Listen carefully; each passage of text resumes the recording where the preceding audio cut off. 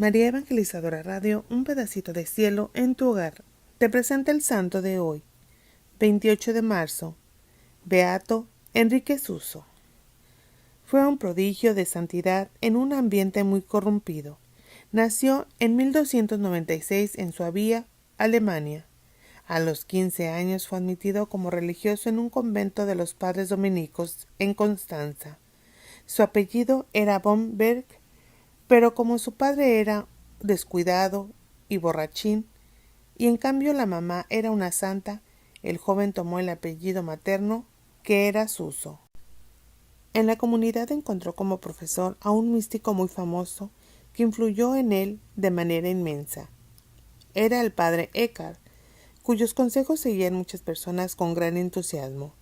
Enrique decía: el padre Eckhart demuestra tan gran sabiduría que parece como si Dios no le hubiera ocultado nada. Los datos que vamos a narrar enseguida están extraídos de la autobiografía del propio Beato Enrique Suso. Los primeros años de religioso no fue muy fervoroso, pero luego, un día, empezó a oír continuamente este mandato: renuncie a todo lo que no le ayude a conseguir la santidad. Y se repetía tan frecuentemente este mandato en su mente que se propuso empezar una vida espiritual verdaderamente seria. El demonio intentó disuadirlo y desanimarlo con consideraciones de prudencia humana, haciéndole ver que esa conversión era demasiado rápida y que no sería capaz de perseverar el bien. Él se dedicó a pedir a Dios la sabiduría celestial y repetía las palabras del libro de la sabiduría: Señor, envíame la sabiduría que procede de tu trono. Tú sabes que soy muy joven, sin experiencia y de pocos años, pero si tú me mandas la sabiduría, podré perseverar. Y pedía al Espíritu Santo el don de consejo y la virtud de la prudencia, y así logró perseverar. En adelante, durante toda su vida será un admirador constante de la sabiduría eterna, y recomendará a sus discípulos el pedir mucho a Dios el don de la sabiduría, y les repetía las palabras del libro santo: sabiendo que no tendría la sabiduría si Dios no me la concedía, me dediqué a pedirla en oración y me fue concedida. Su amor a la Virgen María era inmenso y predicaba constantemente su devoción. Publicó el libro titulado Sabiduría Eterna, el cual fue sumamente famoso y muy popular por varios siglos. Al principio de su conversión, creyó Enrique que debía dedicarse a mortificaciones muy fuertes y así lo hizo. Sus ayunos, vigilias, azotes y demás penitencias llegaron a causar asombro y casi acababan con su vida. Pero según cuenta en su autobiografía, una iluminación del cielo le comunicó que en vez de estas mortificaciones buscadas por él, debía más bien dedicarse a aceptar con buena voluntad los sufrimientos que Dios iba a permitir que le llegaran. Y fue entonces cuando comenzaron a llegarle penas tremendas. Los enemigos del alma trataban de atacarle de mil maneras. Le llegaban los pensamientos más impuros y las imaginaciones más indecentes, y una melancolía o sentimiento continuo de tristeza que trataba de desanimarlo del todo, y luego las tentaciones contra la fe. Y como si no bastara todo esto, le llegó la convicción de que él estaba destinado a condenarse para siempre. Afortunadamente había tenido un buen profesor, y se fue en busca del sabio padre Eckhart, y le contó todo.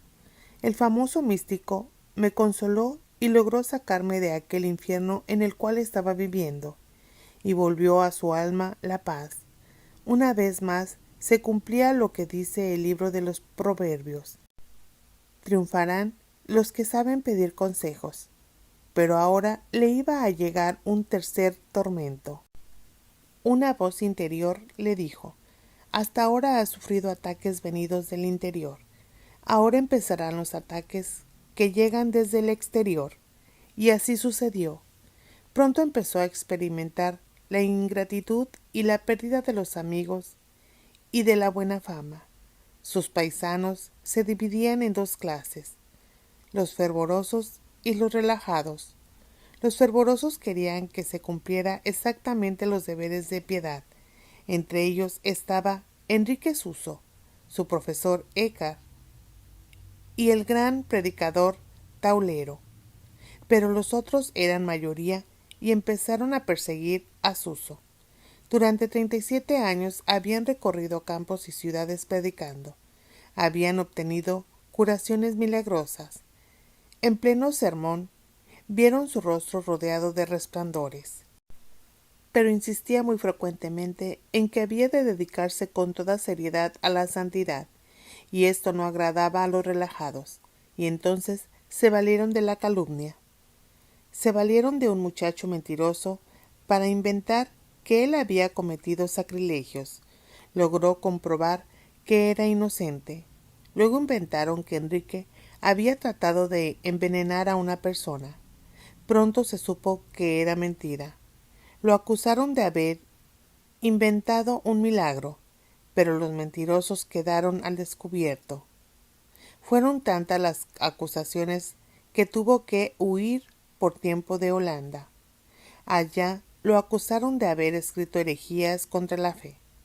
Él logró probar que todo lo que había escrito estaba de acuerdo con nuestra santa religión. Luego le llegó otro sufrimiento. Su hermana, que era religiosa, perdió el fervor y se retiró de su comunidad. Enrique ofreció por ella una grave enfermedad que él tuvo que sufrir, y con este sufrimiento logró que la prófuga volviera otra vez al convento donde pasó santamente sus últimos años. Enrique estaba dirigiendo espiritualmente a una mujer que lo engañaba diciéndole que ella se estaba convirtiendo de su mala vida. Pero cuando el santo sacerdote se dio cuenta de que aquella mujer le mentía, se negó a seguirle dando dirección espiritual. Entonces ella, en venganza, inventó el cuento de que él era el padre de una criatura que ella tenía, y algunos hasta creyeron porque el religioso demostraba mucha caridad para con el pobre niño. Entonces el superior general de la comunidad mandó hacer una severa investigación y se supo que todo era cuentos de aquella perversa mujer. Fue nombrado Enrique como superior del convento de padres dominicos, y aquel convento estaba terriblemente endeudado. El nuevo superior, en vez de dedicarse a pedir limosnas o a conseguir préstamos, lo que hizo fue recomendar a sus religiosos que se dedicaran a celebrar con mayor fervor la Santa Misa y a rezar con mayor fe y devoción. Muchos se burlaban de él diciendo que era un hombre que no ponía los pies en la tierra y que se imaginaba que con rezos se pagaban las deudas. Pero poco después un hombre rico sintió una inspiración interior que debía ayudar a aquel convento y llegó con 20 libras de monedas de plata, y con esto se pagaron todas las deudas. Los últimos años los pasó el padre Enrique dedicado a dar dirección espiritual a las religiosas, especialmente a las dominicas, las cuales lo consideraban un verdadero hombre de Dios y un guía espiritual sumamente acertado. Le ofrecieron altos puestos, pero una iluminación interior le dijo que si quería llegar a altos puestos de la santidad, tenía que huir de los cargos que producen muchos honores, y por eso se mantuvo siempre entre los más humildes y desconocidos, aunque su sabiduría y sus escritos y su santidad lo hacían resplandecer ante muchísimas gentes piadosas que lo admiraban fervorosamente. Murió en el año 1365 y dicen que su cuerpo permaneció muchos años incorrupto, pero después del templo donde estaba enterrado pasó al poder de los protestantes y no se volvió a saber de sus restos. Tuvo muchas visiones y se le apareció la Santísima Virgen María a traerle mensajes celestiales. En una de sus visiones preguntó qué medios debería emplear para alcanzar más fácilmente la santidad y la salvación, y le fue respondido: negarse a sí mismo, no apegarse a las criaturas, recibir todo lo que sucede como venido de la mano de Dios, y ser infinitamente paciente y amable con todos, aun con los que son ásperos e injustos en su modo de tratarlo a uno. San Alfonso de Ligorio, al meditar en las mortificaciones y en los sufrimientos de este hombre de Dios, exclamaba: «Qué pequeños nos sentimos nosotros ante estos campeones tan valerosos para sufrir todo por amor de Dios y por la salvación de las almas».